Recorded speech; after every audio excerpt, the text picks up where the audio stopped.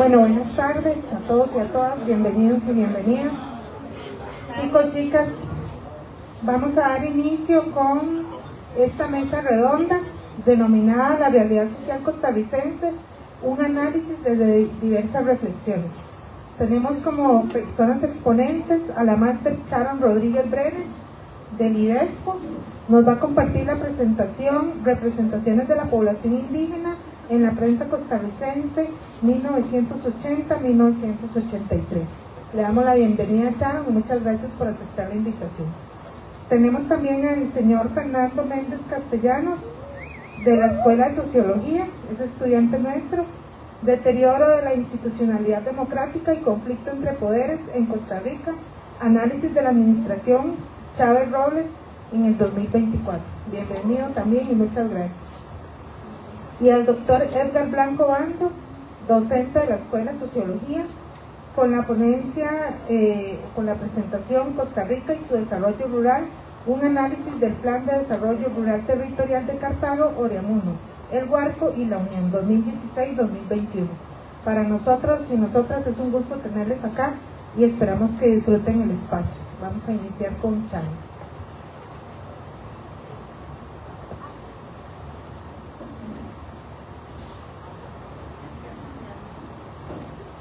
Voy a presentar a Sharon, perdón. Sharon es máster en estudios latinoamericanos por la Universidad Nacional y bachiller en sociología por la misma casa de enseñanza superior. Actualmente es doctoranda en la Universidad de Alcalá de Henares. Es profesional de apoyo a la academia desde el 2014 en el Instituto de Estudios Sociales en Población de la Universidad Nacional. Ha participado en variedad de proyectos de investigación y extensión que han abordado temáticas desde la perspectiva de género y las etnicidades. Actualmente desarrolla sus labores en el programa Nuevas Lecturas de Centroamérica. Además es editora adjunta de la línea editorial Género y Diversidad Cultural, adscrita a dicho programa. Adicionalmente se encarga de la coordinación técnica de la página web del IDESPO. Es integrante de la Comisión de Resolución de Denuncias sobre el hostigamiento sexual de la Universidad Nacional de Costa Rica. Ahora sí, Sharon, bienvenida.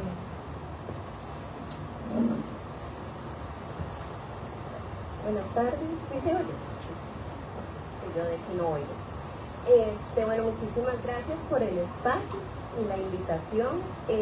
Bueno, yo les voy a comentar un poquito sobre una parte de la tesis de la maestría, ¿verdad? La tesis en sí trató sobre población indígena mestiza, ¿verdad? Del Caribe nicaragüense. Sin embargo, tras el asunto de la guerra, ¿verdad?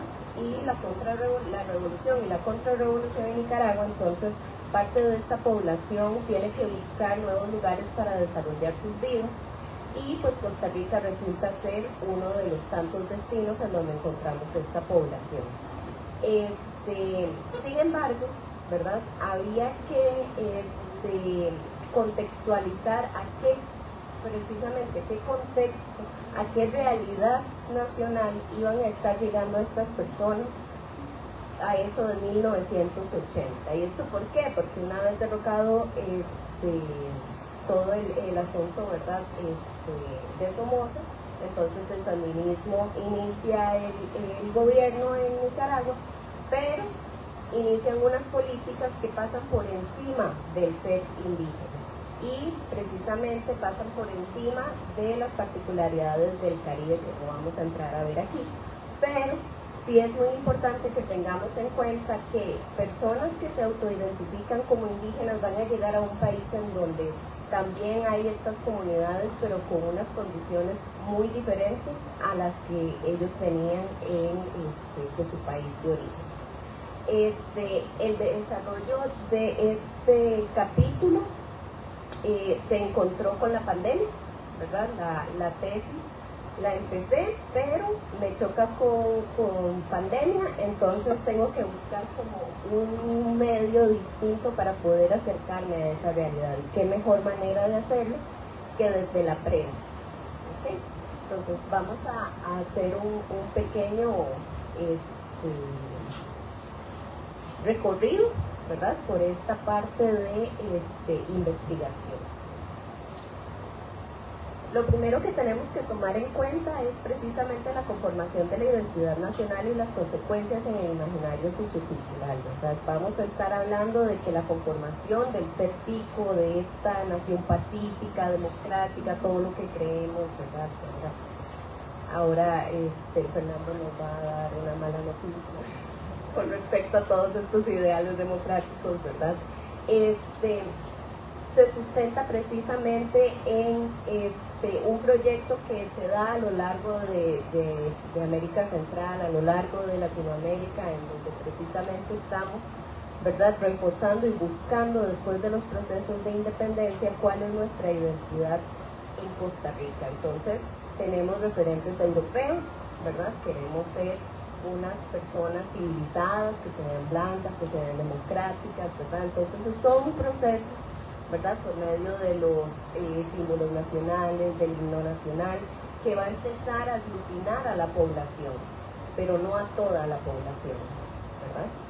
Y entonces resulta ser que precisamente para el periodo de estudio, ¿verdad?, para 1980 se decía que prácticamente las poblaciones indígenas estaban a punto de desaparecer, estaban como en vías de extinción.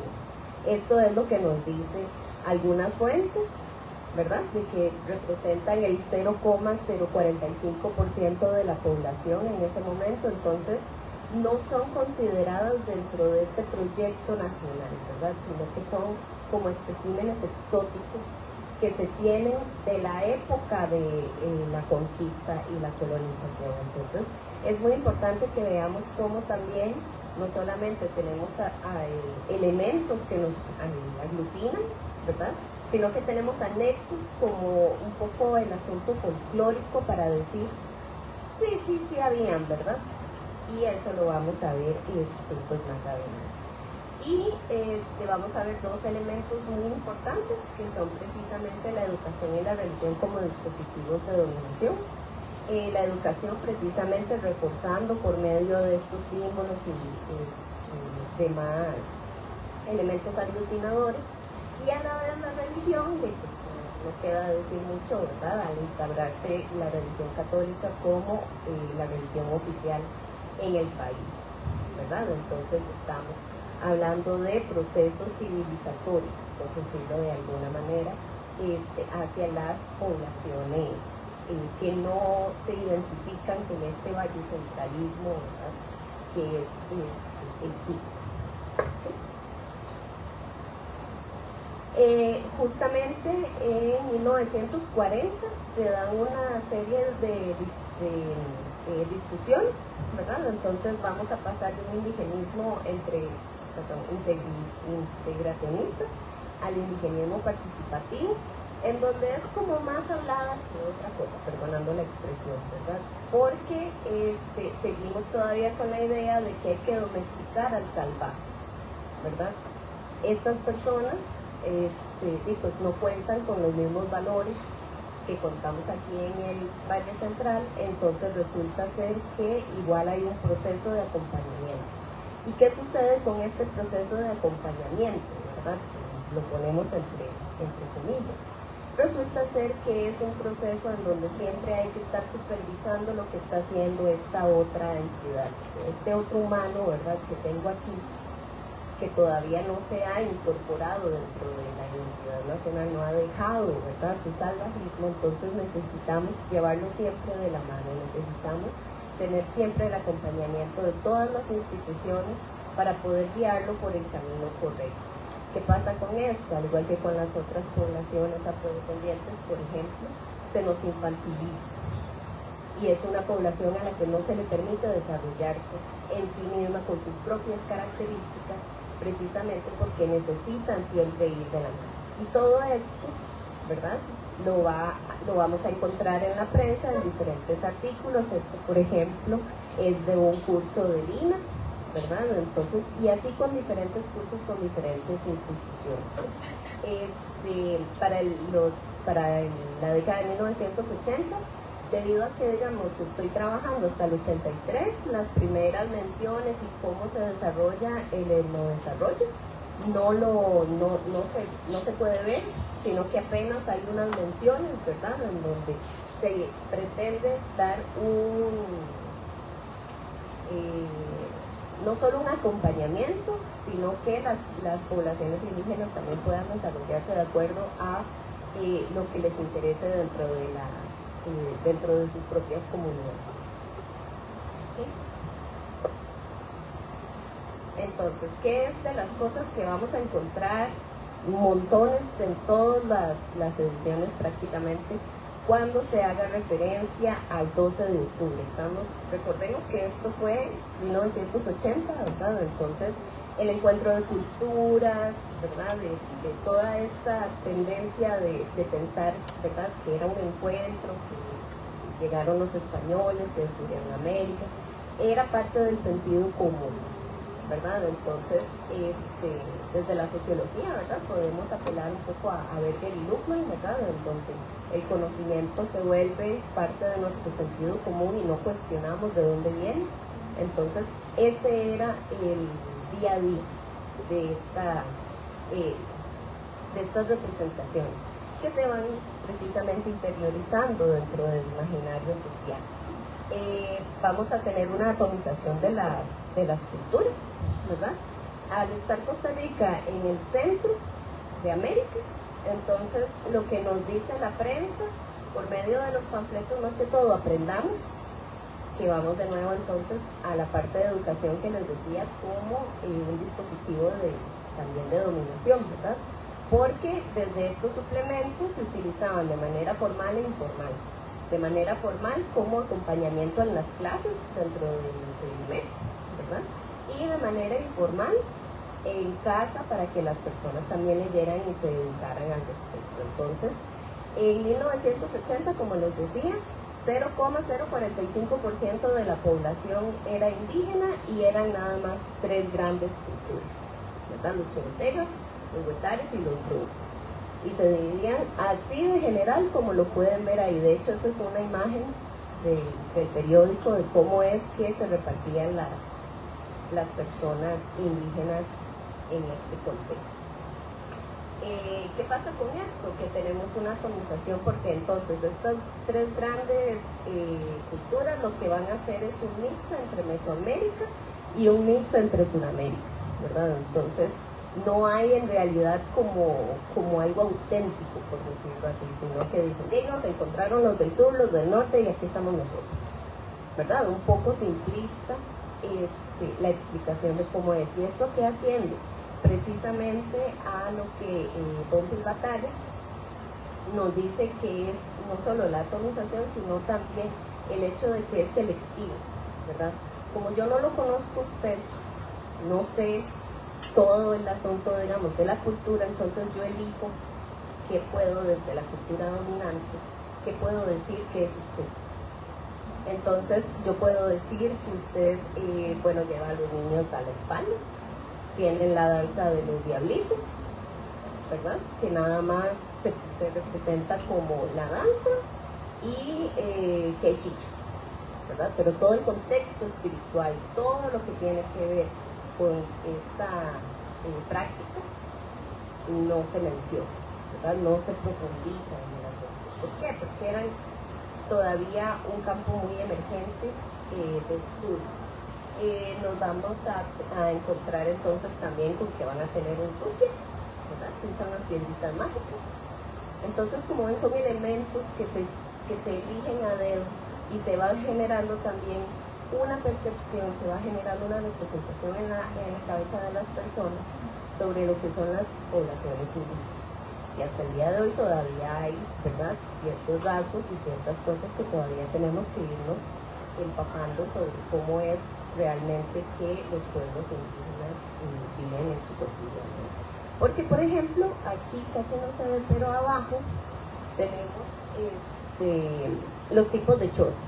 Entonces, claramente, como eran solo 3 culturas, solo 3 tipos de chozas, entonces como que todos vivían igual, como que todos eran iguales, como, ¿verdad? Entonces es un poco el asunto del reduccionismo y el querer que sea eso, ¿verdad? Y no entrar a profundizar. Y bueno, en este contexto, ¿verdad? Se presenta también la figura de un indio anacrónico, ¿verdad? Porque, por ejemplo, en la imagen de abajo, que no sé si los de allá pueden ver, es una representación en donde se supone que iban a exaltar los valores del indígena, que iba a haber como una profundización, como que iban, ¿verdad? Tal vez un pequeño conversatorio se propuso en realizar. Sin embargo, lo que nos encontramos es un ritual totalmente estereotipado, ¿verdad? De un indígena con plumas en la cabeza, con lanzas, con taparrabo. Entonces, lo que nos da a entender es que en 1980 los indígenas efectivamente todavía eran salvajes, que esa era su cotidianidad, ¿verdad? Que estamos utilizando lanzas. Y en la nota de esta noticia precisamente decía que al finalizar la semana se podían inscribir para ir a hacer una visita a las reservas. Recordemos que antes de ser territorios indígenas como los conocemos actualmente, estaba denominado como reservas indígenas. ¿Qué sucede al finalizar la semana indígena tecnológico? Hacer una visita a la reserva. ¿Y eso qué nos da? Una visita exótica, ¿verdad? Un trabajo que vamos a ir a hacer, vamos a ir a ver a estos exóticos, ¿verdad? Vamos a ir a ver folclore, vamos a ir a tener una experiencia casi que mágica, ¿verdad? Visitando las reservas indígenas. Entonces, todo este tipo de materiales, sea que se haya consultado para educación formal o no, llegó a las casas de los costarricenses. Las personas lo leían precisamente también para aquellos que tenían baja escolaridad y pues sentirse un poco más cerca de lo que se estaba pues enseñando en las escuelas y todo. Entonces esto se va interiorizando y a la par de precisamente lo que les decía al puro inicio, de los procesos de blanqueamiento que ha tenido la identidad costarricense, y pues claramente hay un contraste, ¿verdad? ¿Y qué pasa con esto? Que entonces el indígena es descolocado, ¿verdad? Del presente, no tiene un presente como tal que vaya de acuerdo con el tiempo, con los avances, ¿verdad? Y más bien le otorgamos que tiene que resguardar esa cultura antes de la colonización. Entonces, nada más para finalizar, que no sé cuánto tiempo, yo a veces me quedo hablando. ¿Cuál es el problema en sí que quería compartirles? Es precisamente cómo desde las culturas dominantes se da esa licencia, por decirlo entre comillas, de consumo popular, ¿verdad? De que yo genero la imagen del otro para mi consumo. Entonces, tenemos, cierto, la importancia de los museos, por ejemplo, ¿verdad? Actualmente, el Museo Jade, el Museo Nacional, el Museo, súper bien, ¿verdad? El problema es cuando solamente unos cuantos elementos son elegidos para ser consumidos. Entonces, por eso es que no tenemos como información, no tenemos ahora. Si yo les pregunto cuál es la agenda de los pueblos indígenas, yo creo que muy poca gente va a saber, o prácticamente nadie va a saber, ¿verdad? En qué están trabajando, en qué se están enfocando, cuáles son sus necesidades, etcétera, etcétera. Entonces, sí es muy importante que miremos la prensa, ¿verdad? Como un interlocutor histórico, ¿verdad? Que nos puede decir, inclusive cuando ustedes vayan a presentar sus trabajos finales de graduación, ¿verdad? Que vean también dentro de la fuente escrita un interlocutor que me puede dar cuenta también de lo que está ocurriendo en ese momento y que me explica muchas cosas que están pasando ahora en el presente. Muchas gracias.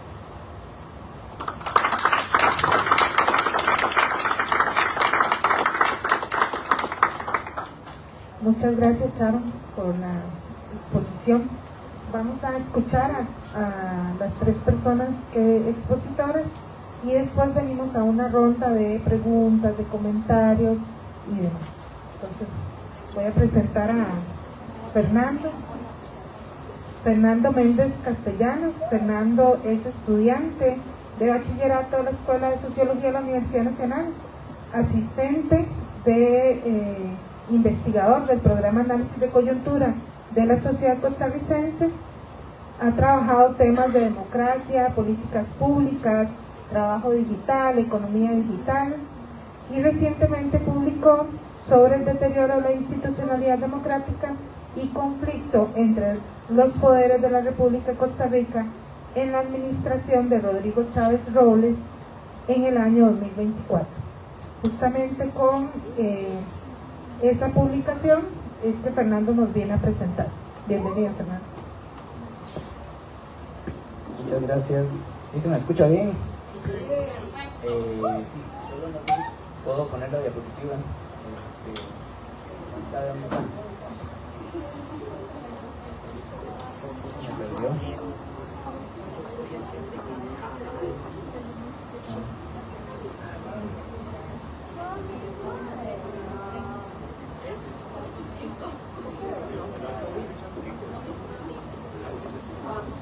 ¿Dónde tres? Creo que sí. Bueno, muy buenas tardes. Es un honor para mí estar acá hoy. Muchas gracias a los docentes por facilitar este espacio.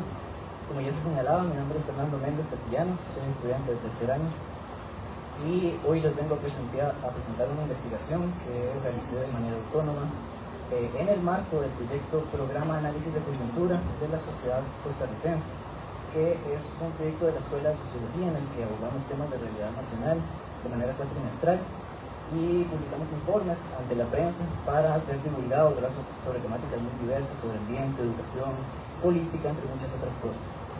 Esta investigación es particular, fue expuesta fuera del país en un congreso de ciencias sociales, está muy enriquecida por ese proceso de diálogo, espero que sirva también para incentivar el diálogo y pues la discusión sobre estos temas que cada vez nos conciernen un poco más, y voy a ponerlo también en diálogo con la actual realidad, porque esta investigación fue hecha en 2024 y hay aspectos que permanecen, hay otros que tal vez ya no. Entonces, pues, en verdad, para que lo tengan presente, la investigación es sobre el deterioro de la institucionalidad democrática en Costa Rica, o esas hipótesis que sostenemos, y el conflicto entre poderes de la República que impera en el país, que genera un ambiente de polarización social y genera impases en la gobernabilidad efectiva del país.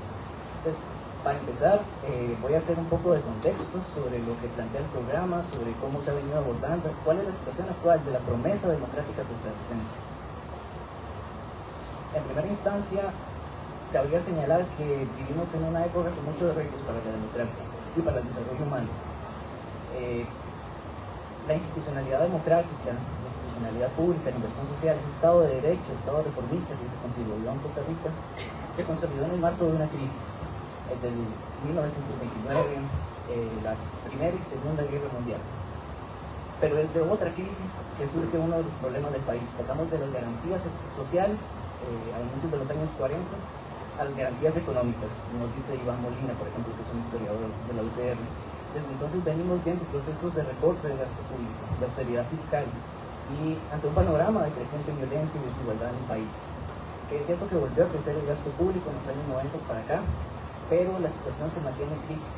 Y como vamos a ver, en el actual periodo hay un aumento de los recortes al gasto público y un conflicto con la institucionalidad pública, con la banca, con la educación, con la salud, entre muchas otras cosas. Vemos a su vez un deterioro evidente en la capacidad de los supremos poderes, es decir, del Poder Judicial, de la Asamblea Legislativa, del Ejecutivo, de llegar a consensos que fomenten el desarrollo humano, la formulación de políticas públicas. Notamos sobre todo, no sé si lo habrán visto, desde 1994-2002 en adelante, se ha acabado el bipartidismo en el país. Hay una volatilidad del sistema partidario costarricense. Es decir, en 2010, por ejemplo, hubo menos de 10 candidatos a la presidencia y en 2022 hubo 25. Y se espera incluso que para el próximo periodo haya más candidatos. Los partidos pierden sus bases partidarias. notamos que, por ejemplo, en los años 90, la mayor parte de la población costarricense se sentía afiliada a un partido político. El año pasado, para la investigación, solo un 16% se sentía afiliado a un partido político, y este año el IDESPO dice que solo un 13%. Entonces hay una crisis de la democracia electoral costarricense, del bipartidismo, una retirada de los estratos medios de las urnas, hay mucho abstencionismo, menos votos por parte de los estratos medios, y es un panorama crítico no solo para la democracia en el país, sino para la toma de decisiones. Actualmente la política en Costa Rica está enfrascada en un conflicto que pareciera sin salida. No sé si lo notan cada vez, todos los miércoles, de vez en cuando, o en el último informe de labores que hizo el presidente de la Asamblea, ese ambiente conflictivo se siente. Y eso afecta también el país en un momento de creciente desigualdad, de baja inversión en la educación. Y es en esta coyuntura en que encontramos el crecimiento de discursos antidemocráticos, populismos y estrategias de deslegitimación de la institucionalidad pública.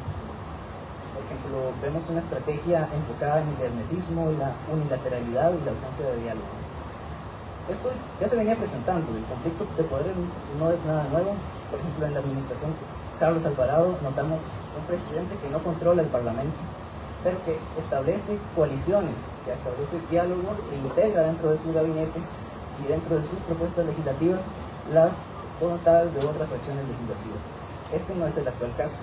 Por ejemplo, el programa Estado-Nación nos dice que este es el gobierno con menos presencia de coaliciones en lo que va del siglo XXI. Eso significa también que este gobierno es el que tiene menor tasa de éxito en la aprobación de leyes en lo que va del siglo XXI también. Entonces es una estrategia que está saliendo cara al país.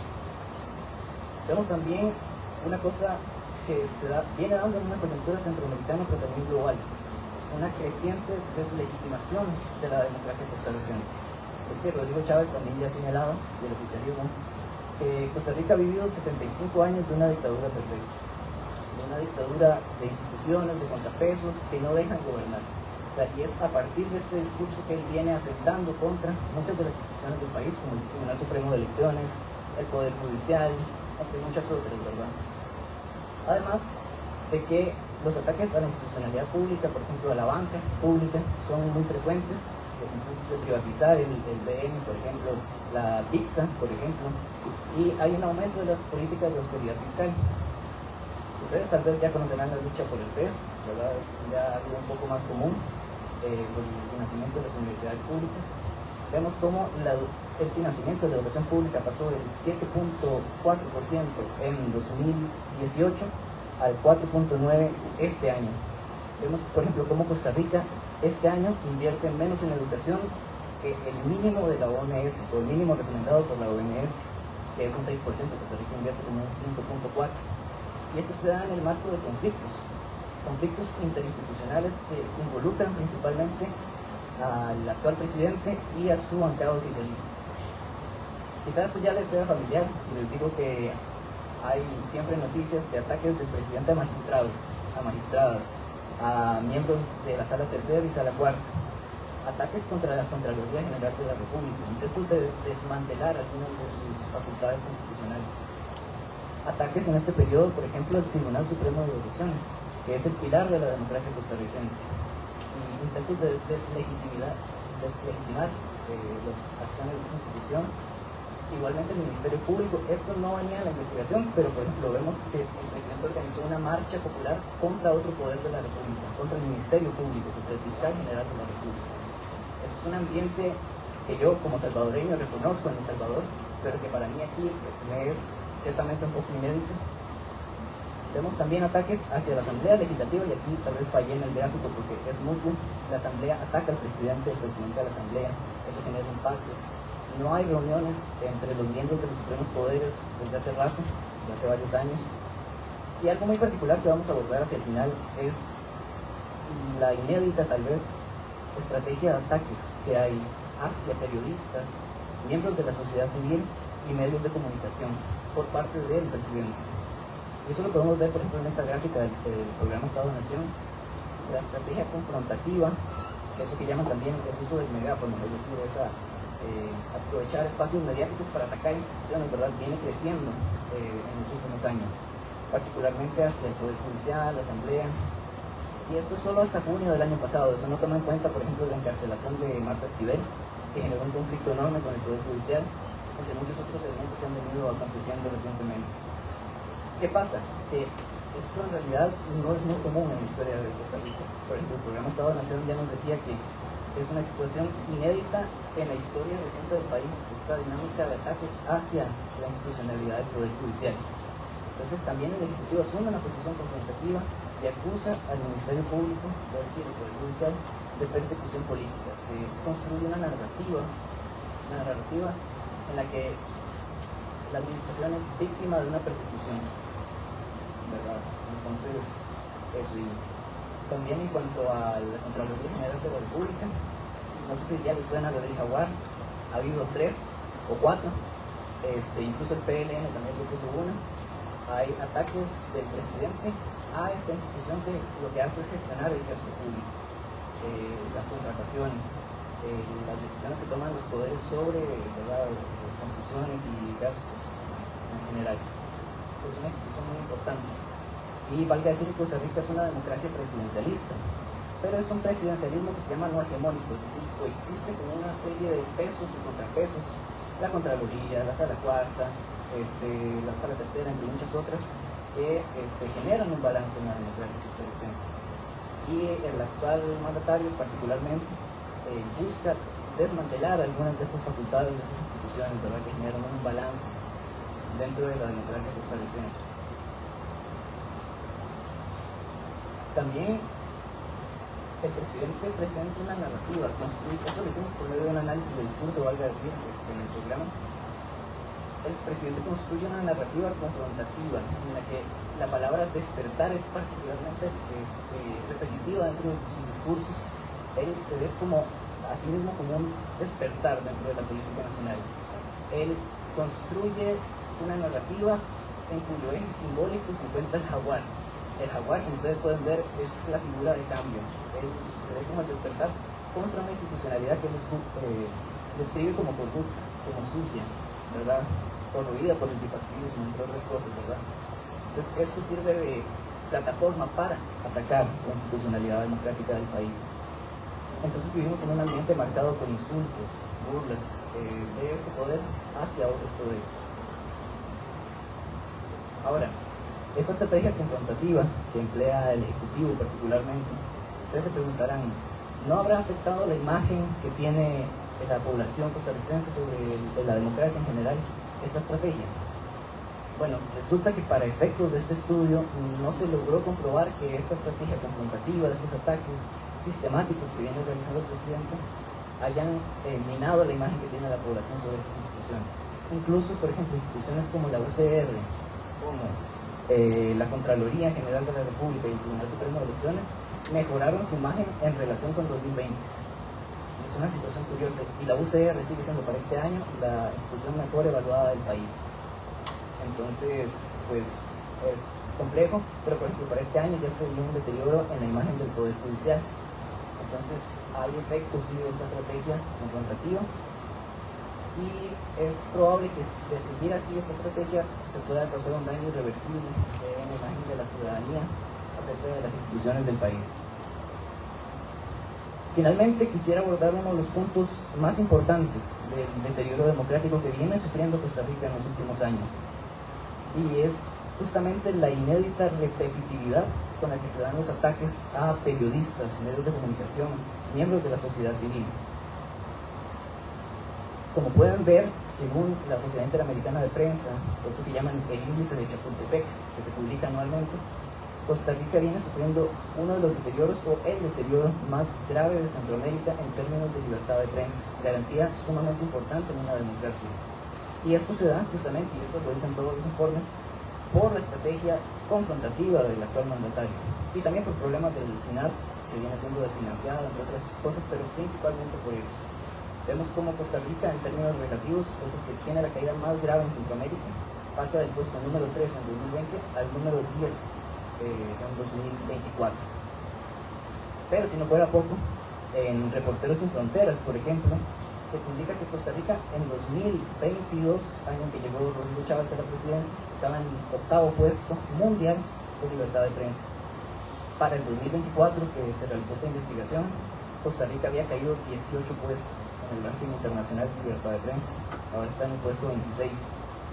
Y si no fuera poco tampoco, este año, hace como 10 días, se publicó que Costa Rica cayó al 36. Es decir, Costa Rica viene cayendo en picada en muchos índices internacionales de libertad de prensa. Entonces, para finalizar, bueno, eso fue lo de la investigación como tal, eso fue lo que hemos vivido, pero quisiera poner en diálogo un poco con lo que ha venido pasando este 2025 también. Se mantiene la estrategia confrontativa, pero aumenta en este periodo el uso de facultades constitucionales y formales que tiene el presidente, como el veto.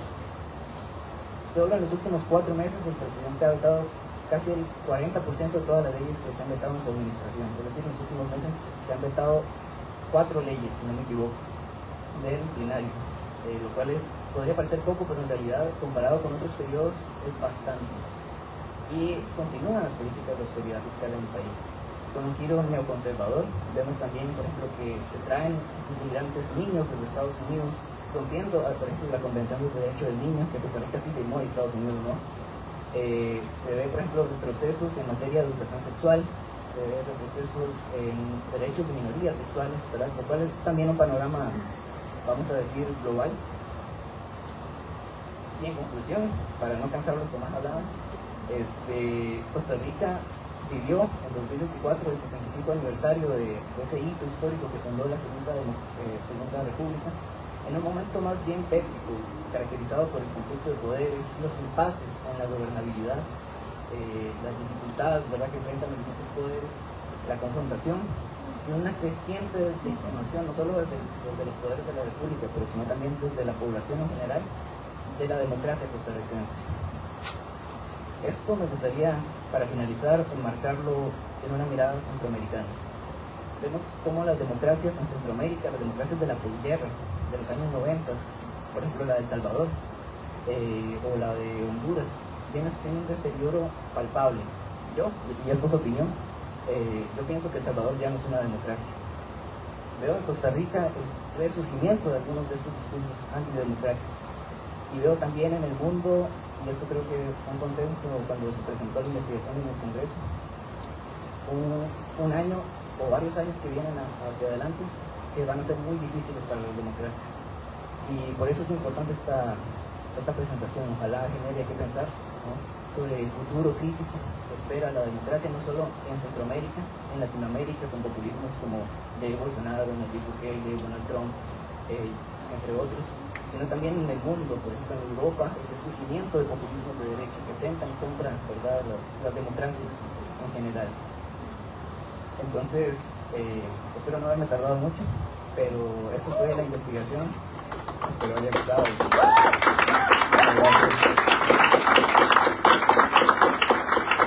Cualquier duda, cualquier consulta, estoy anuente. Y nada más decir que esa es la investigación. Si tuvieran curiosidad o les sirve para algún trabajo. Y eso sería todo. Muchas gracias. Muchas gracias, Fernando. De ahí le dimos el aplauso. Ahora vamos con la tercera exposición a cargo del doctor Edgar Blanco Bando, docente de la Escuela de Sociología, doctor en Sociología por la Universidad Autónoma de Barcelona, dedicado a estudios sobre sociología rural, del desarrollo y del medio ambiente. Entre las últimas obras está el Índice de Desarrollo Productivo e Institucional en los territorios rurales de Costa Rica, Acciones estatales para el desarrollo de las regiones Atlántico, Caribe y Chorotega de Costa Rica, una comparación de intenciones y resultados en la revista Diálogos, y la experiencia neoliberal costarricense, un análisis a nivel ambiental en la revista Espiga. Muchas gracias, Edgar, por estar acá, y te doy la palabra con la exposición Costa Rica y su desarrollo rural, un análisis del Plan de Desarrollo Rural Territorial Cartago-Oriamono, el Huarco La Unión 2016-2021. Bueno, gracias, Yamilet. Gracias a Fernando y a Sharon por apoyarnos en esta actividad que hemos organizado allá en Bello, parte de los cursos ustedes pues, asisten. Yo creo que mi presentación no va a estar ni tan interesante ni tan aplaudida como la de mis precedentes, pero tiene que ver, esta es una investigación que estamos realizando con unos colegas de otras carreras que son de políticas, de ciencias políticas y de trabajo social. La he titulado así: Costa Rica y su desarrollo rural, análisis desde el PDRS, Proyecto de Desarrollo Rural Territorial, que el territorio está conformado por los cantones de Cartago, Ayamuno, El Guarco y La Unión. El periodo es 2016-2021, que es cuando este PDR tuvo su vigencia, o sea, ya fue realizado, fue ejecutado por el INDER. Bien, el desarrollo rural que tenemos hoy en día es resultado de las políticas económicas, de la reforma productiva y social que se realizó prácticamente después de la crisis de los años 80, ¿no? De la institucionalidad del neoliberalismo, que pues ha venido transformando el país económicamente con base en la promoción de la reconversión productiva, se diversifican las exportaciones, se apoyan aquellas exportaciones solo las que producen riqueza, principalmente son productos no tradicionales, que se venden bien en el mercado internacional y que tienen valor agregado. Esta reconversión productiva en la agricultura pues dejó por fuera o se le quitaron los incentivos a toda la agricultura tradicional de granos básicos y esto. Y que creció totalmente el sector servicios, que es actualmente el principal sector de la economía nacional, principalmente los servicios turísticos y financieros. Y bueno, y la producción agrícola o primaria que dirige o que la produce la mayor de ganancias es el tipo de frutas, raíces, que son los productos llamados no tradicionales. Y en el desarrollo rural territorial es el enfoque que actualmente emplea el país, adopta el país para llevar a cabo los proyectos de desarrollo rural o para llevar el desarrollo de las zonas rurales. ¿Okay? Este enfoque prácticamente nace en Europa, pero nace para atender los problemas de la sociedad europea.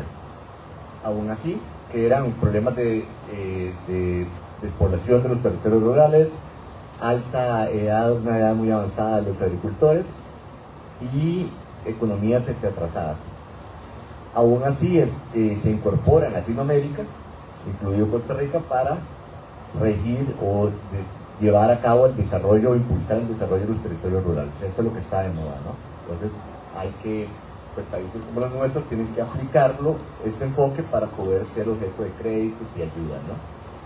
Bien, básicamente es este enfoque lo que pretende es transformar la realidad económica y social del territorio a través de la reforma de la economía. Prácticamente es haciendo que las economías rurales pues desarrollen unas actividades productivas que tienen que ver con la agricultura no tradicional que vemos ahora, ¿no? O sea, que realicen emprendimientos para exportar prácticamente, que es lo que genera riqueza. Y se desarrolla un sistema institucional sumamente representativo que permita que esa riqueza se distribuya entre los sectores sociales del territorio objetivo. Entonces, por ejemplo, es crear economías que exporten, que generen un crecimiento económico importante, que sea distribuida la riqueza equitativamente y de esta forma transformar la realidad del territorio rural, tanto económica como social. En Costa Rica, el desarrollo rural territorial, pues, está enfocado a atender las necesidades de la población rural, principalmente los más pobres, los más desfavorecidos. O sea, el principal objetivo de Costa Rica es aplicar el desarrollo rural territorial para atender las zonas rurales, pero especialmente los más desfavorecidos, ¿ok? Y cómo pues generar riqueza económica que se distribuya y que permita pues satisfacer las necesidades de los sectores rurales. En el 2012 se crea el INDER, Instituto Nacional de Desarrollo Rural. Esta es la institución que rige el desarrollo rural en Costa Rica. Y bueno, aquí está el objetivo del INDER, prácticamente promover los territorios rurales, ¿no? Que puedan desarrollarse, reducir las brechas entre ellos. Y el concepto de sector rural, del territorio rural, es bastante amplio, porque tiene el INDER, es prácticamente, como ven, pueden leerlo, prácticamente ahí cabe cualquier población. no tiene una discusión así de qué es rural, qué es urbano, pero también a nivel mundial, pues las diferencias entre lo rural y lo urbano han tendido a desaparecer. Y al ser una economía de servicios, la parte de la economía agrícola ya no es representativa de un sector rural, digamos. Ok, este es el caso de estudio, el territorio Cartago, Oyamuno, El Huarco y La Unión. Y este es nuestro objetivo, que es valorar el resultado de este plan de desarrollo a nivel económico y social, ¿no? Principalmente ver si se cumplió los objetivos del desarrollo territorial, que es lo que sustenta los planes de desarrollo, ¿no? Y bueno, decidimos que esto lo íbamos a comparar de acuerdo a los datos de los cantones, de estos cantones, ¿no? ¿Y cuáles datos? Pues con pobreza, desempleo y desigualdad. Y en Costa Rica este tipo de estadística lo hace el INEC, ¿no? Instituto Nacional de Estadística y Censos, y los datos a nivel cantonal solo salen en los censos, que se hacen más o menos cada 10 años. Entonces, en el 2011-2022, ¿no? Entonces, pues, construimos todo el aparato con revisión de literatura especializada, ¿no? Y el análisis de las estadísticas. Bien, vamos a ver un poco rápidamente cómo es la característica de esta población de estudio, ¿no?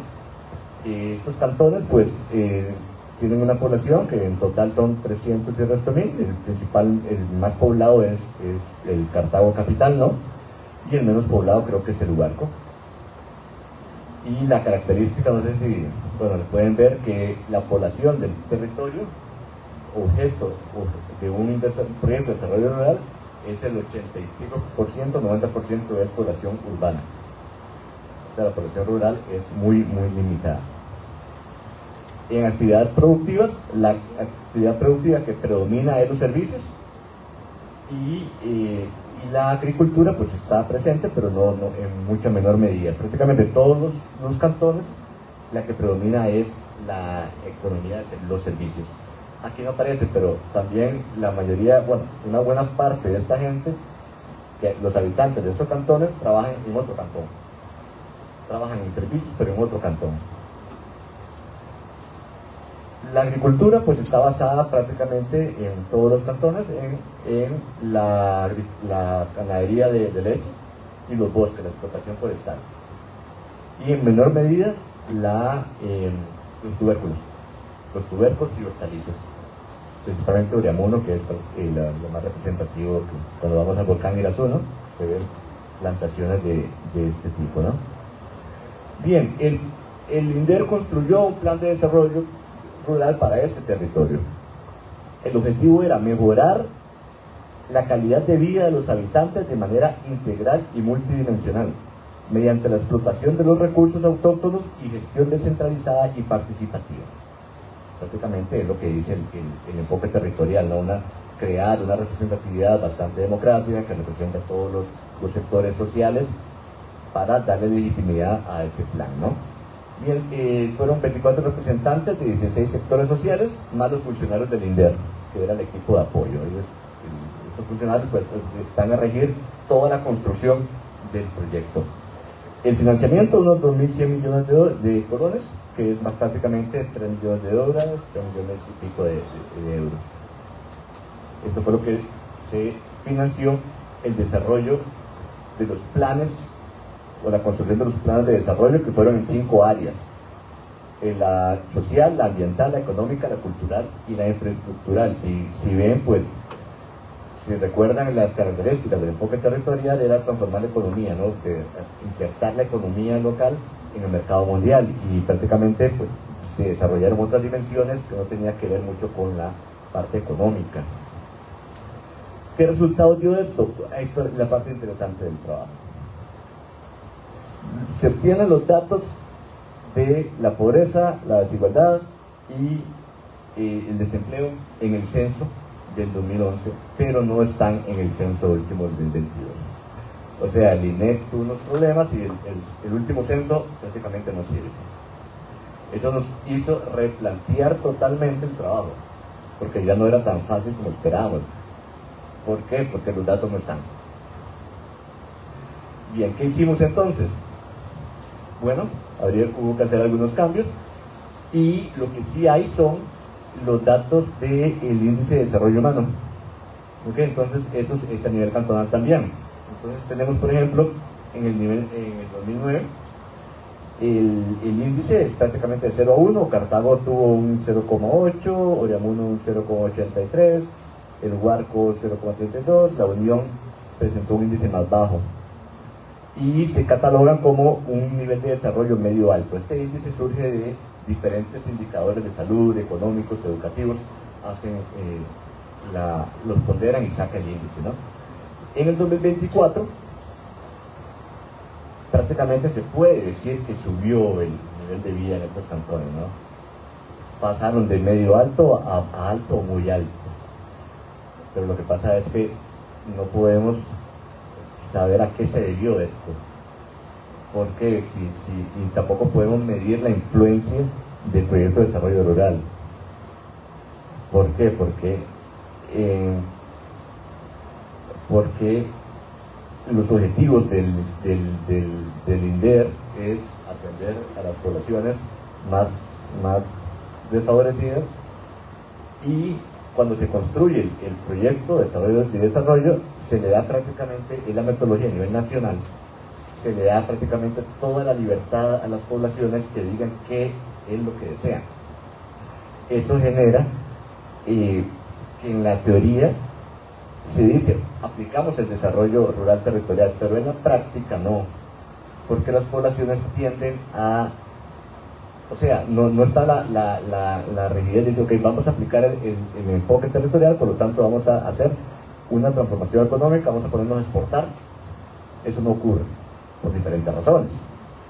Una es que las poblaciones empiezan a pedir la satisfacción de necesidades básicas, que perciben que no están satisfechas. Eso hace que surjan proyectos de desarrollo enfocados a resolver cualquier cosa, aceras para no sé quién, acueducto para no sé cuál. Entonces termina en quedar muy poco la parte económica según lo que se describe en el enfoque territorial.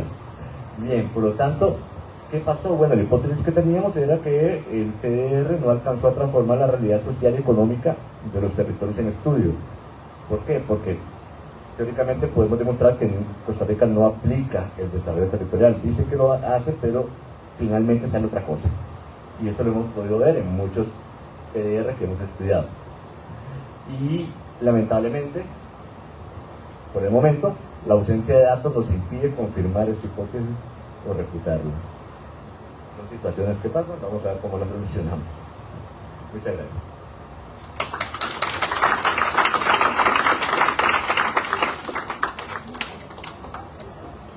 Bueno, muy bien, muchas gracias Edgar, Sharon y Fernando. Quisiera pasar, antes de yo leer mis notas, a un espacio de preguntas, de comentarios. ¿Alguien que desee?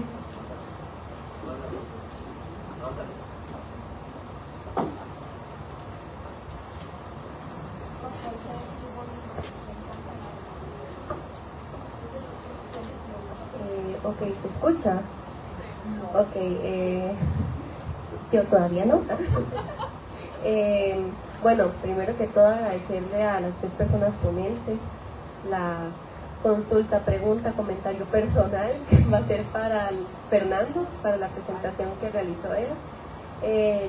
Bueno, viendo que en la coyuntura actual estamos presentando un estado democrático de legitimidad populista, y con la caída que hubo de Costa Rica en el puesto de libertad de prensa, y viendo cómo actualmente en Centroamérica se siguen replicando lo que serían las mismas circunstancias, situaciones políticas e históricas que pudimos ver en la década de los 60 y los 70, ¿cuál es, dentro de su percepción y su investigación, cuál cree que sea el futuro que se ve en Costa Rica debido a esta polarización ideológica que se ha dado debido al al Poder Ejecutivo. Esta básicamente sería la pregunta, Fernando, y muchísimas gracias por la exposición, siempre es un orgullo verlo. Vamos a escuchar si hay otras y después pasamos a responder.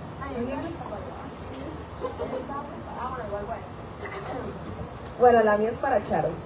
Primero, qué bonito verla en otras facetas, además del IDESPO, es increíble. Cómo las personas tienen tantas facetas, tanto en la parte de mujeres como en la parte de la población indígena. Segundo, me encanta el tema, me fascina, porque yo siempre he pensado que la población indígena es una población que no se le da la suficiente atención, porque técnicamente ellos nos representan demasiado y también fueron los que estuvieron antes de nosotros y gracias a ellos tenemos prácticamente todo.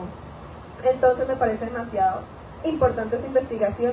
Y si es posible, si vuelve a hacer otra investigación en cuanto a la población indígena y sobre cómo podemos ayudarlos a que sigan manteniendo sus tradiciones y cómo hacemos que su cultura se mantenga viva. Además de la poquísima información que hay, por ejemplo, en el teatro, en el Museo Nacional, en el Museo Oro, que es mínimamente y siempre se dicen las cosas buenas y nunca las cosas malas, digamos, puede ser como la colonización, que me apunto, digamos, él me dice, yo le ayudo, en serio, qué increíble, me encanta. Eso es todo.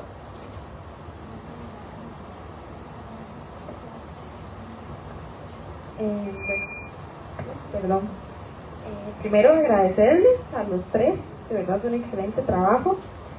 Yo tengo dos preguntas, una para Charo y otra para Fer. Charo, un poco al final de lo que mencionaste, hablabas algo acerca de cómo se puede ver a la prensa como un interlocutor, si no me equivoco.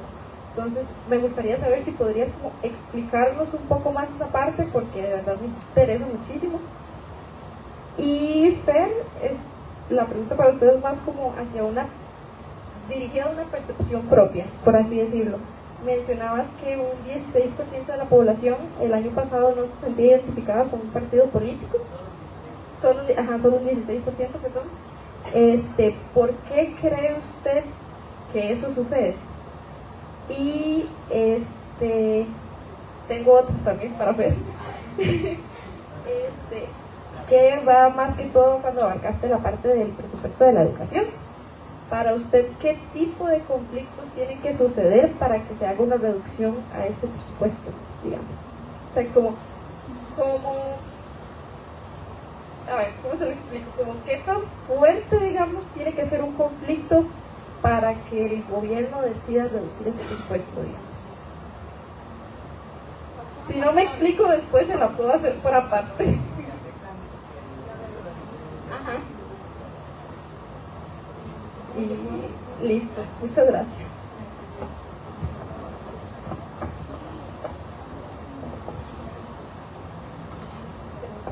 Bueno, yo tengo dos preguntas. La primera sería para Fernando, que sería que, digamos, analizando esta tendencia que existe ya globalmente sobre una regresión hacia esta ultraderecha y neoconservadurismo, ¿usted considera que estas tendencias han sido tan fuertes debido a una respuesta de un sector desfavorecido y conservador que por los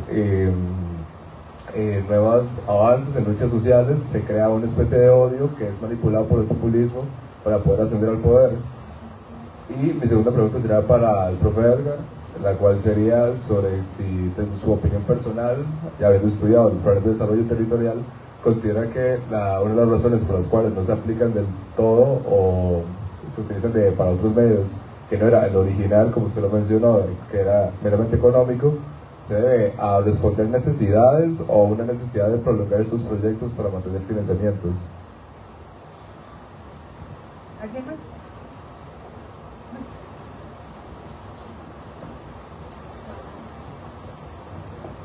Bueno, buenas tardes. Mi pregunta sería igual para Edgar. En este caso nos comentaba como muchos de los planes de desarrollo, bueno, en muchos casos terminan siendo más bien planes en general de desarrollo y no tanto enfocados en lo rural. ¿De qué manera entonces se puede generar un plan que no solamente fomente o se centre en lo rural, sino también que tenga como ejes la protección del medio ambiente y que no sea más una explotación o un desgaste del medio ambiente con fines económicos? Muy bien, muchas gracias. ¿Alguien más? No. Muchas gracias. Vamos a iniciar. Si gusta, le damos la palabra a Charo. anotado. No, de momento la investigación con poblaciones indígenas se queda en investigación documental, pero ahí yo la conté. Y después con la pregunta sobre el interlocutor histórico, ¿verdad? La prensa escrita es la prensa que está, ¿verdad? En este caso yo utilicé lo que es el periódico La República, pero para poder abordar precisamente ese periódico,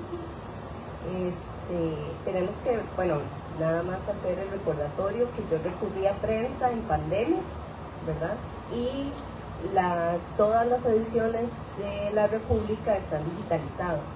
Entonces, yo encerrada en la casa podía acceder, ¿verdad? Y entonces fue una manera de poder dar un nuevo giro también y una nueva aproximación a la investigación. Pero para poder hacer eso también hay que posicionarse en que la prensa tiene su propia identidad, ¿verdad? Entonces, primero tenía que conocer cuál es la función política, ¿verdad? No, la adscripción política que tenía la prensa, ¿verdad? Que tenía la República en el momento en el que la estaba abordando, porque nació con unos intereses políticos, ¿verdad? Que conforme el tiempo se fueron transformando. Y entonces lo primero y más importante es comprender precisamente cuál es el corte político que tiene ese interlocutor. Así como, digamos, usted va a entrevistar a alguna persona y necesita saber, digamos, un poco de dónde viene, por qué piensa de la manera en la que piensa, ¿verdad? Es exactamente, bueno, no exactamente, pero es muy parecido con la prensa o con la fuente documental que usted vaya a consultar. Y es la que es, ¿verdad?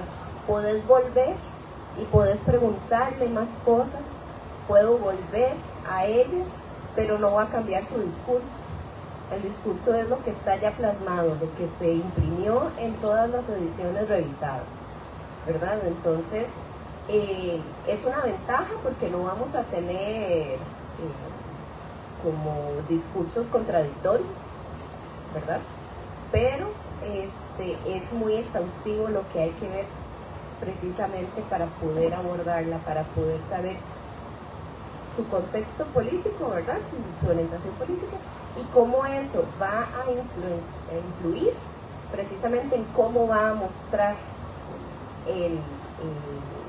sus ediciones, ¿verdad? Y cuáles van a ser inclusive, las agencias de información con las que va a contactar con el extranjero. Entonces, digamos, lo primero es tener ese contexto y después poder ver entonces hacia dónde se está dirigiendo el discurso y cómo va a permear en eso entonces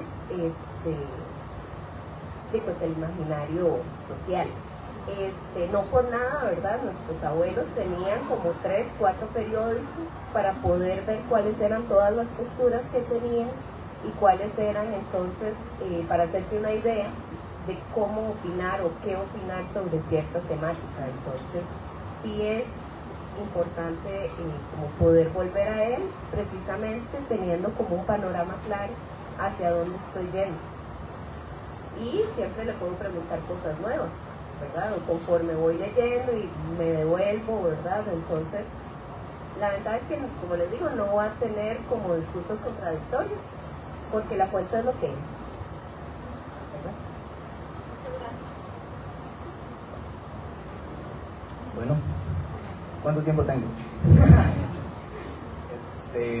No, la verdad, excelentes preguntas me hicieron. Preguntas tan buenas que yo creo que hasta un politólogo tendría de excusa para responderlas. Voy a empezar por la pregunta de Nayeli. De si esta estrategia, ahora todo esto que viene pasando, afecta a la democracia en Costa Rica, ¿verdad? En un panorama centroamericano. Quizás aquí ya, digamos, yo ya di mucha información. Voy a pasar al criterio propio también. Entonces, análisis también sociológico que viene también de mi parte, tómenlo de manera crítica. Yo no puedo evitar no asociarlo con la situación en El Salvador. De hecho, si ustedes se fijan, y esto también es un análisis algo arriesgado, hay una similitud impactante entre el discurso político de Nayib Bukele y el del presidente Rodrigo Chávez. Ambos parten de un negacionismo del pasado democrático de sus respectivos países. Uno dice que vivimos 75 años de democracia perfecta. Otro dice, los acuerdos de paz en El Salvador no existieron, son una farsa, son un invento del bipartidismo. Ahora ambos se sitúan a sí mismos discursivamente como un despertar, como una renovación ante una institucionalidad quebrantada. Y empiezan a atacar otros poderes, empiezan a atacar, y eso es de los dos, ¿verdad? Atacan la Contraloría, atacan los magistrados, atacan al Tribunal Supremo de Elecciones, que se llama igual en El Salvador. Ambos atacan a la Asamblea Legislativa, a los respectivos alcaldes. ¿Qué pasó en El Salvador? En El Salvador, un presidente con apoyo personalista, igual que Rodrigo Chávez, pero con mucho más, logró ganar diputados a medio término. Es decir, en El Salvador las elecciones de diputados son como cada 3 años, ¿verdad? Entonces hay 2 asambleas por presidente. Y el presidente actual de El Salvador tiene mayoría parlamentaria, controla toda la asamblea. Todo lo que él diga es ley. ¿Qué pasó? Controló la asamblea y nombró magistrados. Es decir, controlan tanto el Poder Judicial como, por ejemplo, el Tribunal Supremo de Elecciones. De ahí que se reeligieran constitucionalmente. Después controla todos los municipios, es decir, es un gobierno personalista en la que toda la estructura del Estado está subordinada a una sola persona. Hay gente que le encanta eso, déjenme decirles. Yo le presenté esto a unos salvadoreños y me dijeron, dichosos ustedes que tienen conflicto de poderes. Aquí ni eso hay. Porque en El Salvador todo lo dice un mandatario. Entonces, tuitea, postea en X, ahora sería exear, dice un decreto ejecutivo y ahí se hace. Por ejemplo, hace poco el presidente dijo que se pague la luz de todos los ciudadanos salvadoreños. El presidente lo dijo y se hizo. Se paga el transporte de bus porque el presidente lo dijo. Punto. ¿Qué pasa en Costa Rica? Que como nosotros tenemos un balance muy fuerte de contrapesos, es un presidencialismo no hegemónico, entonces el presidente no puede hacer lo que le da gana. La Contraloría le pone trabas, el TCE lo acusa de beligerancia política, que la Asamblea le resella las leyes que él veta, entonces no puede hacer nada. Esa es la cuestión. ¿Cuál es el paralelismo que tal vez yo haría? En la próxima administración, los diputados que elijamos, no sé si ya tienen, la mayoría si ya tienen más de 18 años, los diputados que elijamos van a nombrar magistrados, ¿verdad? El chavismo ya está apostando por los 38 diputados para cambios constitucionales, para nombrar magistrados, ¿verdad? Entonces, es una etapa crítica en la que sí se apuesta, sí hay mucho en juego, digamos, el presidente, su estrategia populista puede que le genere réditos en ese sentido y pues, la verdad es una incertidumbre lo que viene a futuro. En términos de volatilidad electoral, lo que dijo Rachel es una pregunta muy difícil, pero en parte, por ejemplo, el programa Estado-Nación nos dice que ese desarraigo que hay, que uno tiene incluso hacia los partidos políticos, ¿verdad? Por ejemplo, vemos que la Asamblea Legislativa es la institución peor valorada del país. Incluso, por ejemplo, el año pasado para mi investigación salió que es menos popular que los influencers, o menos confiable para informarse que los influencers. Eso lo publicó el CICOM, Centro de Investigación y Comunicaciones. Entonces sí hay un disgusto hacia la Asamblea, hacia los partidos políticos, y eso lo atribuye, por ejemplo, el Estado-Nación, lo que iba a decir, lo deja medio, a que se eliminó en gran medida el trabajo de base, el trabajo con las comunidades, por ejemplo, todavía algunos partidos, por ejemplo el PLN, mantiene mucho arraigo todavía, aunque viene perdiendo, ¿verdad?, popularidad, pero se ha perdido mucho el trabajo de base. Ahora además, se hacen más partidos políticos, pero no tienen arraigo popular, solamente surgen. Esos 25 partidos que vimos en 2022 no estaban ahí hace rato, no consolidaron bases populares, no fueron a trabajar en comunidad, los hicieron y se presentaron, ¿verdad? No sé si ya estoy mal de tiempo, voy a apurarme, pero es que bueno, me hicieron 2 preguntas más sobre la inversión social, que por qué se da esa situación. Bueno, brevemente, también lo que hemos venido averiguando en los cursos macroeconómicos, hay un interés en el crecimiento. Desde 2021 Costa Rica viene presentando un crecimiento casi inédito, ¿no?, económico del 4-5% todos los años, y eso se logra justamente en base a recortes, a la educación particularmente y la salud. Pero ¿cuál es el problema? Que uno ve los datos y aún así en los últimos años todavía crece la inversión social, y es que hay otra situación de fondo.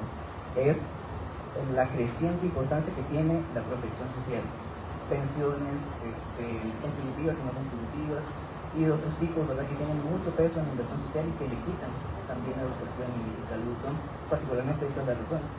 Y para finalizar con la pregunta del compañero de allá al fondo, sí, es difícil, por ejemplo, sobre las derechas, los populismos. Se sabe en Costa Rica, por ejemplo, que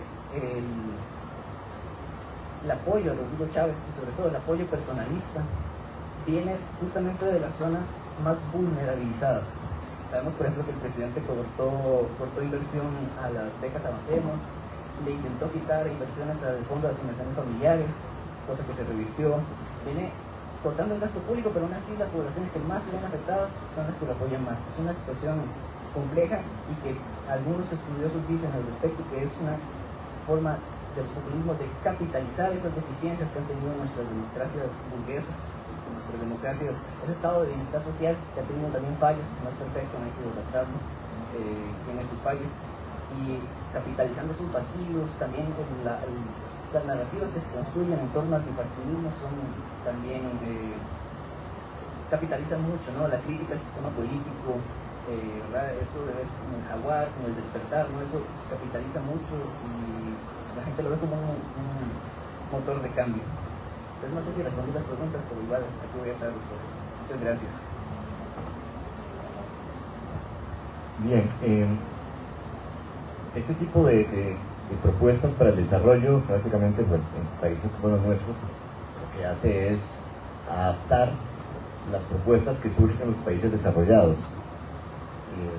A modo de recetas o no, pues así se aplicó la reforma neoliberal con base en los programas de ajuste estructural que iban dictando los organismos internacionales, ¿no? Anteriormente, pues la CEPAL y otros organismos, pues dictaban lo que era la sustitución de importaciones en modelo desarrollista. En este caso, las organizaciones internacionales de desarrollo, pues lo que hacen es lo mismo, ¿no? Con el desarrollo rural. Se dicta el enfoque del desarrollo rural, entonces pues hay que adaptarlo para tener acceso a fondos y a representación a nivel internacional, ¿no? Como lo han explicado nuestros compañeros, ¿no? Si no se tiene un sistema con ciertos índices de libertad de prensa, con ciertos índices de democracia, pues no se tiene la aceptación a nivel internacional y eso acarrea ciertas situaciones difíciles, ¿no? En este caso, el desarrollo rural territorial es el enfoque que se dice que hay que adoptar, el país lo adopta. Costa Rica siempre ha sido un país muy moderno que adopta rápidamente las principales tendencias mundiales de desarrollo y de economía. Y luego, entonces, hay que ver primero en qué consiste el enfoque, ¿no? ¿Cómo lo interpreta el país? ¿Cómo lo interpretan los funcionarios? ¿Y cómo lo interpretan las comunidades finales?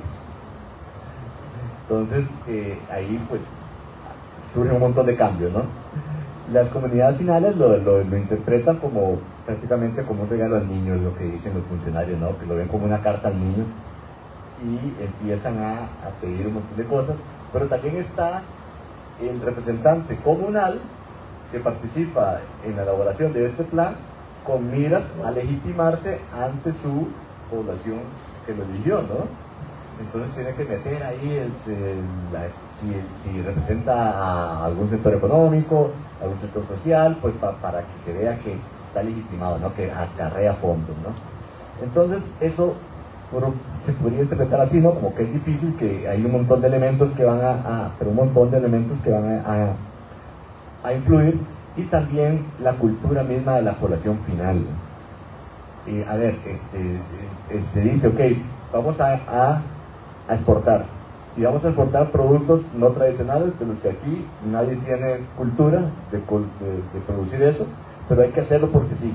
Entonces prácticamente la comunidad no va a mostrar interés en eso, ¿no? ¿Por qué? Porque no es de su cultura, no es de su interés. Entonces, por ejemplo, en la Cruz, creo que se repite mucho, los grupos sociales piden financiamiento para la agricultura tradicional de granos básicos, que está totalmente fuera del mercado y no genera nada de recursos, pero como ellos lo piden, hay que ponerlos. Entonces se podría interpretar así como que los funcionarios permiten que las comunidades impongan su visión de lo que es el desarrollo territorial. Se puede interpretar por así. ¿Y por qué pasa esto? Porque el gobierno o el Estado concibe al desarrollo rural como una forma de aliviar la pobreza, no para eliminarla. El interés es en aliviar la pobreza, no en eliminarla. Entonces, pues, no tengo aquí los datos, pero uno ve en el tiempo la pobreza rural siempre es mayor que la urbana y mayor que la nacional. ¿Por qué? Porque realmente no hay un interés verdadero en resolver esto. Y luego, para Randall, pues todos los proyectos que se aplican o que se dicen que el país, prácticamente el Estado promueve, es de desarrollo sostenible. Entonces va inmerso en lo que es el reducir el impacto ambiental. Bueno, muchas gracias a los tres y a los dos y a Charo. Voy a cerrar con, yo que tenía más preguntas, pero creo que ya me las respondieron, porque justamente a Charo le iba a preguntar sobre las dificultades de hacer investigación en esta forma, ¿verdad? Y justamente en pandemia, pero yo creo que con la pregunta de Natalie se respondió. A Edgar le iba a preguntar sobre las limitaciones del enfoque de desarrollo rural territorial, porque además es un enfoque que no nace en Costa Rica, ¿verdad? Y se implementa, pero ahora también lo estaba respondiendo. Y a Fernando un poco lo que también mencionaba sobre los retos de analizar este tipo de temas políticos en este contexto, ¿verdad? Especialmente para nosotros y nosotras las sociólogas, que no somos reconocidos casi que como cientistas sociales, menos en este gobierno, ¿verdad? Pero creo que ya a grandes rasgos lo mencionaba. Quisiera hacer un cierre de algunos elementos importantes que anoté por acá y iniciando con Sharon, la importancia de la contextualización, ¿verdad?, de nuestras investigaciones, el imaginario sociocultural que se construye. Me llamó mucho la atención porque además es un tema que yo trabajo, la educación y la religión como dispositivos de dominación, ¿verdad? Vean que ahí tenemos también para nuestros temas de investigación la tendencia de pensar en el encuentro de culturas como algo en sentido común, sin cuestionamientos. Todavía en las escuelas rurales se mantiene esta tendencia, lamentablemente. La idea de interiorizar en el imaginario y de no cuestionar, creo que es algo que nosotros como sociólogos y sociólogas deberíamos de repensarlo, ¿verdad? Y por supuesto la dominación de ciertas culturas sobre otras, que nos lleva a decir qué se consume y qué no se consume, ¿verdad? Me parece súper interesante. En el caso Fernando, el deterioro de la institucionalidad democrática, lamentablemente en Costa Rica ya lo hemos venido viendo, los retos de la democracia y más para ustedes que son jóvenes. Yo creo que algunas de las líneas más importantes en Costa Rica para realizar esa democracia pues es el voto y la voz de las personas jóvenes. Por supuesto que hemos visto un recorte en el gasto público, una crisis democrática electoral, y me llamó mucho la atención lo que planteabas, Fernando, y es que en estratos medios, ¿verdad?, pero también en personas jóvenes, ¿verdad?, que son las personas que menos salen a votar, lamentablemente. El crecimiento de los discursos antidemocráticos, la inversión mínima de educación que todos y todas lo hemos vivido, ¿verdad?, y evidenciado, el deterioro de la libertad de prensa. En algunos años quizás podamos hacer un estudio como el que hizo Sharon, vamos a ver muchos vacíos en temas educativos, políticos, porque aquí no se habla eso. Y por supuesto me quedo con la frase que dice el futuro crítico, la democracia, porque eso tenemos que repensarlo también. En el caso de Edgar, el desarrollo rural producto de las políticas económicas, el crecimiento del sector servicios. Ahora Edgar decía al final algo muy interesante, sí, se llega a las comunidades con una diversificación de una economía, pero no se les dan las herramientas en capacitación y demás a las comunidades. Entonces es como que a mí me llegaran en este momento con un iPhone y no sé cómo usarlo. ¿verdad? Entonces tampoco no me va a servir de nada. Una economía agrícola que no es representativa en lo rural. Justamente ayer teníamos una charla con el INEC sobre la metodología de la medición de la pobreza y veíamos cómo lo que vos mencionabas, Edgar, de cómo la pobreza rural es mucho más que la pobreza urbana, ¿verdad? Y se mantiene también mayor que la pobreza a nivel nacional, y cómo la pobreza extrema también cambia, ¿verdad? Entonces ahí veíamos también la diferencia entre lo rural y lo urbano, y lamentablemente que los territorios no transforman la realidad social con este tipo de planes, ¿verdad? ¿Por qué? Porque justamente no está hecho para ellos y con ellos, ¿verdad? Está hecho desde, podríamos decir, desde los institutos, y por eso la importancia también cuando hacemos investigación, hacerlo con las personas, ¿verdad? Yo creo que es algo lo que les hemos insistido mucho en las clases. Con esto cierro y quisiera también cerrar la mesa con una pequeña conclusión, y es que acá tenemos 3 experiencias de investigación con diversas metodologías que nos permiten analizar temas específicos como es la población indígena, los temas políticos y el desarrollo rural. Y tenemos diferentes métodos y técnicas que se han aplicado para llegar a estos resultados, y esperamos que en algún momento ustedes también estén acá compartiéndonos sus investigaciones. Muchas gracias por acompañarnos.